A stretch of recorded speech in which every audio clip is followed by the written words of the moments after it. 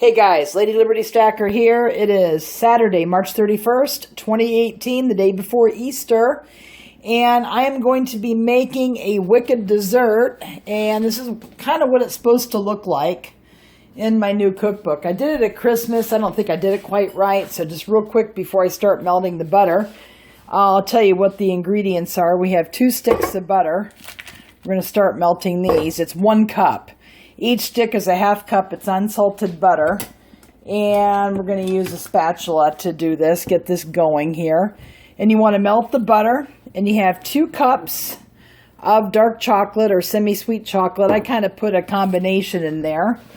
And we're going to turn the heat down just a little bit. I'm going to go ahead and put that in there. You got to kind of stir it constantly. So I'll let that get started. We got 5 eggs, beaten eggs with 2 teaspoons of vanilla together. And then over here, and I had to get the ingredients ready ahead of time, we have 1/2 cup of packed dark brown sugar and 1½ cups of regular sugar. I actually use Zyla sugar. I get it at Vitacost.com, and it's natural sugar with half the calories. And then over here is 1 1/4 cups of flour, 2 tablespoons of unsweetened cocoa, and 1 teaspoon of salt. And then I'm going to put it in my beautiful number 8 Griswold, large logo, cast iron skillet. Now I'm making this for Easter, and got to go to the trash can here. Anyway, we're going to go ahead and melt this down. And we have to also kind of preheat the oven. I'm going to do that in just a minute. I'm going to go ahead and put the camera down, trying to hold the camera. And let me try to see if I can back out of this. It's kind of hard to do. This tripod doesn't want to. There we go. Hopefully you can see it, me cook it. Okay, here we go. So what we're trying to do is melt all the chocolate.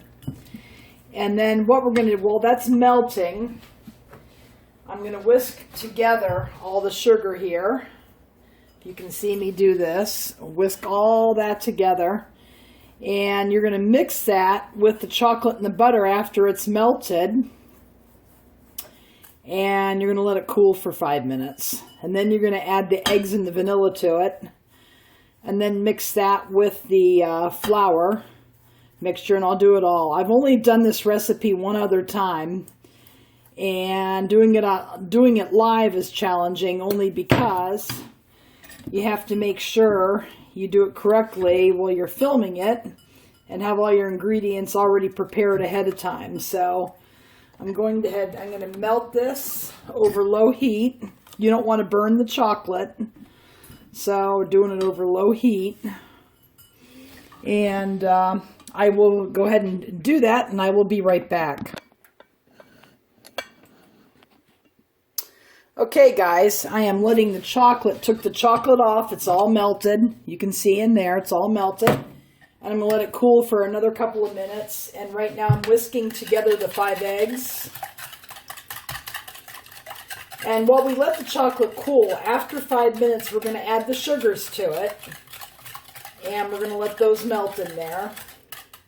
And then we're going to add our eggs and 2 teaspoons of vanilla. And I happen to use organic. Actually, this is a new. Okay, there we go. New vanilla here. So 2 teaspoons. There we go. In the eggs. Didn't realize that was brand new. You can tell I don't bake a lot. But I just want to show you guys all the different ways you can use cast iron in recipes. Now that's all whisked together. And so what we're going to do now is we're going to go ahead and add our sugars to the chocolate.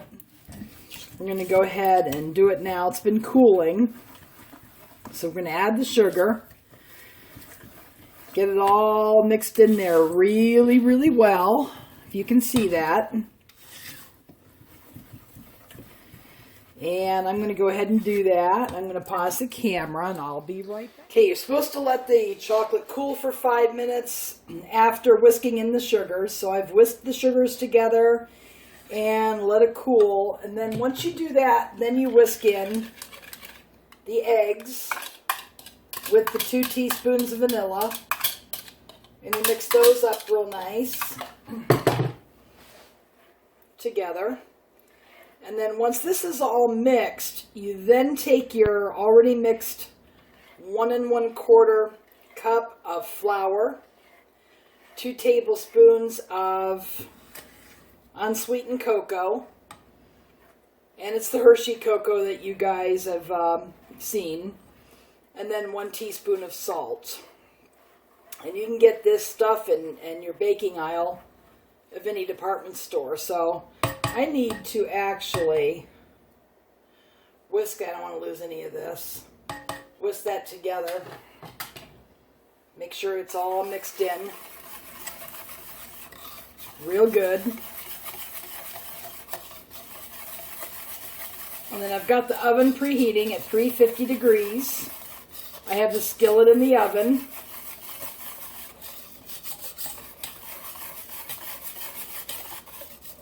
Okay, the next thing I'm going to do is whisk in the flour. I'm going to actually bring out the skillet. The skillet is pretty hot, so I'm going to put some spray, some olive oil cooking spray. Or you can put butter or whatever you want to do in the pan, skillet. Then we're going to fold this in very gently with the chocolate. And I'm just going to continue to whisk it. Make sure it all gets mixed properly.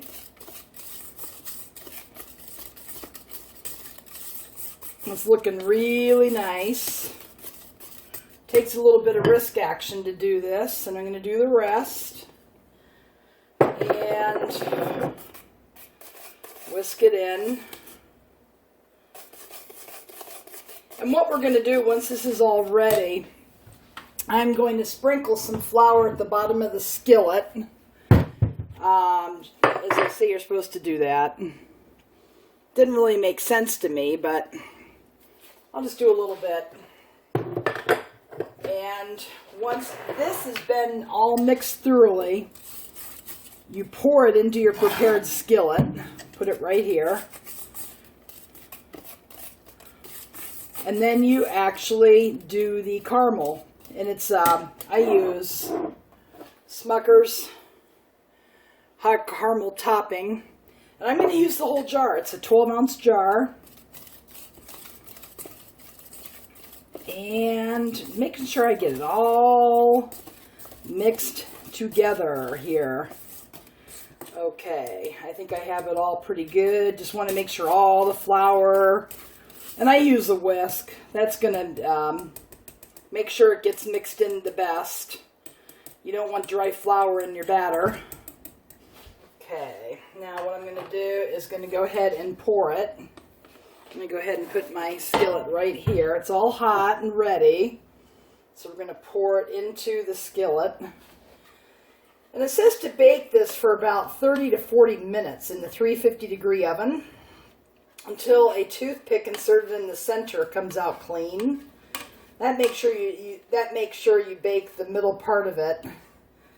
So everything bakes up the way it should. You don't have a mushy part in the middle. Okay, it's really messy. So I'm going to go ahead and pause the video while I get all this stuff out, and I will be right back.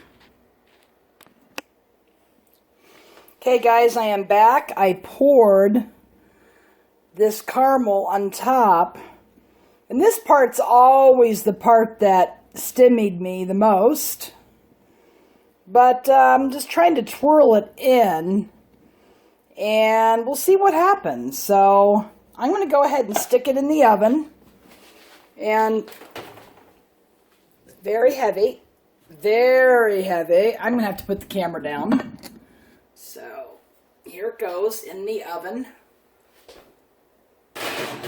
cast iron is heavy, and then you got that on top of it. So it is in the oven here. And we're going to set it for about 40 minutes. And I'm going to pause the video while I do that. Okay, guys, I am back. This is the final product. It is you could call it maybe a chocolate caramel cake in cast iron. It didn't look like the picture. Recipes hardly ever do. This is the second time I've made it, but yes, you can see the caramel there on the top. I just had to make sure it came out clean in the middle, which it finally did almost. I just didn't want to burn the edges. So I took it out, and if you're looking at this now, it did work out well. You'll see, stay tuned, you'll see a piece served with Cool Whip the way it looks. The way it looked for my family when I served it on Easter. Okay, guys, thanks for watching, and please leave a like if you liked the video, or a comment or question below in the description. Again, thanks for watching, and go make it a great day.